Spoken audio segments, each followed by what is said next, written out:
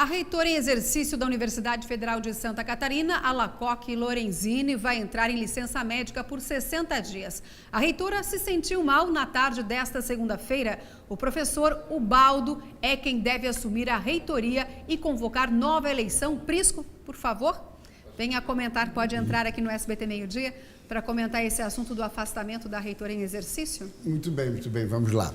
Bom, é uma situação que denota dificuldades na convivência depois do desfecho relacionado ao professor Luiz Carlos Cancellier.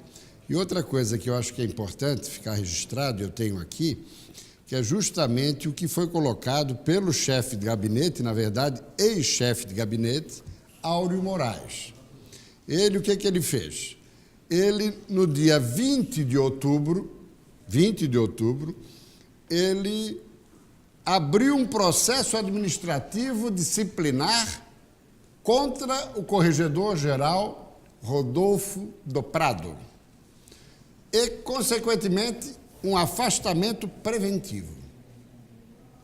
Por quê? Porque foi justamente esse corregedor que investiu contra o reitor, alegando que ele estaria obstruindo as investigações, quando, na verdade, ele estava sendo investigado, ele próprio, pela universidade, ia responder por um processo administrativo. Só que a reitora, Ildiane, ela revogou esse encaminhamento do chefe de gabinete. E o que ocorreu? Ele se demitiu e praticamente todos os pró-reitores, com exceção de um. E a reitora interina ficou sem condições do exercício do cargo. Parece que teve um problema de saúde ontem e agora está saindo por um afastamento para tratamento, quando, na verdade, ela perdeu as condições de tocar a universidade. Está assumindo o decano do Conselho Universitário até que, num período que tem que ser até 1º de dezembro, seja eleito um novo reitor. Então, a bagunça na Universidade Federal é total e a expectativa é que isso possa ocorrer o mais breve possível, porque uma universidade como a nossa, no vácuo que está vivendo, definitivamente é algo preocupante. Prisco, ainda agora falando do cenário nacional, o presidente Michel Temer já teve alta do hospital e deve voltar a trabalhar em Brasília amanhã. O Michel Temer segue em repouso na residência dele em São Paulo.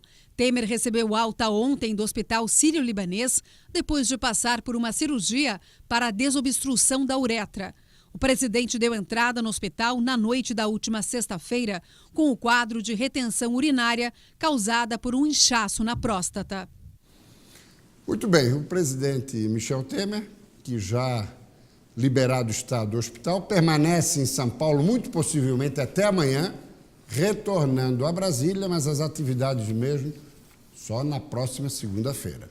E o mesmo ocorreu aqui em Florianópolis hoje com o governador Raimundo Colombo. Ele teve alta ali pelas 10h30, também vai ficar recolhido em repouso até o próximo final de semana, e aí depois dessa breve convalescência, ele retoma as suas atividades na próxima segunda-feira.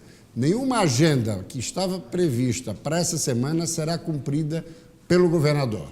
O que ele faz? Ele simplesmente está indicando representantes para que possam representá-lo em inaugurações e também em compromissos oficiais. Prisco, a gente quer saber que doença foi essa que levou o governador Raimundo Colombo para o hospital.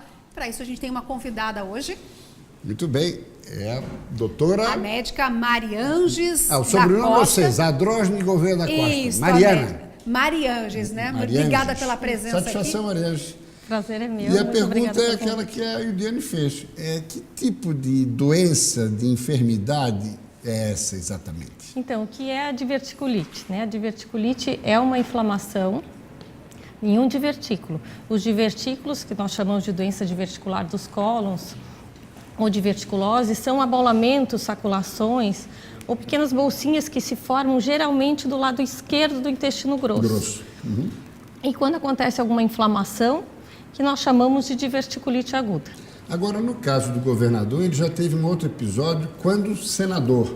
Isso costuma acontecer. ser recorrente? Então, não. A doença diverticular, a diverticulose, é muito frequente na população.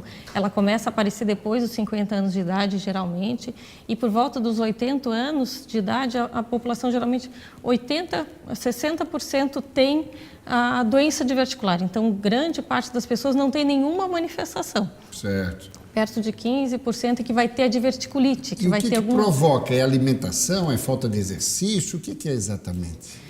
Então, o que se associa principalmente à doença diverticular são os hábitos alimentares. O intestino preso, que acaba provocando aumento da pressão dentro do intestino, a baixa ingestão de fibras na alimentação. Então, isso pode levar ao desenvolvimento da doença diverticular e acaba aumentando o risco desses processos inflamatórios da diverticulite. Também não é comum ter a recorrência, ter a recidiva, não. Então, depois de um primeiro episódio, não é todo mundo que tem um segundo episódio, né? Então, de 30% a 50% pode voltar a ter crise de diverticulite. Em alguns casos, não é o caso do governador, mas em alguns casos tem a necessidade de uma intervenção cirúrgica, né? Às vezes precisa de cirurgia. Então, felizmente, a diverticulite, na maioria das vezes, é leve. Certo. As pessoas, algumas vezes, podem até fazer o tratamento em casa, com medicação por via oral. Algumas vezes precisam internar. Em casos mais graves, precisam de cirurgia. Doutora, muito grato pela presença. Eu que pelos agradeço. Esclarecimentos. Agradeço também em nome do Hospital Baía Sul. Uma satisfação.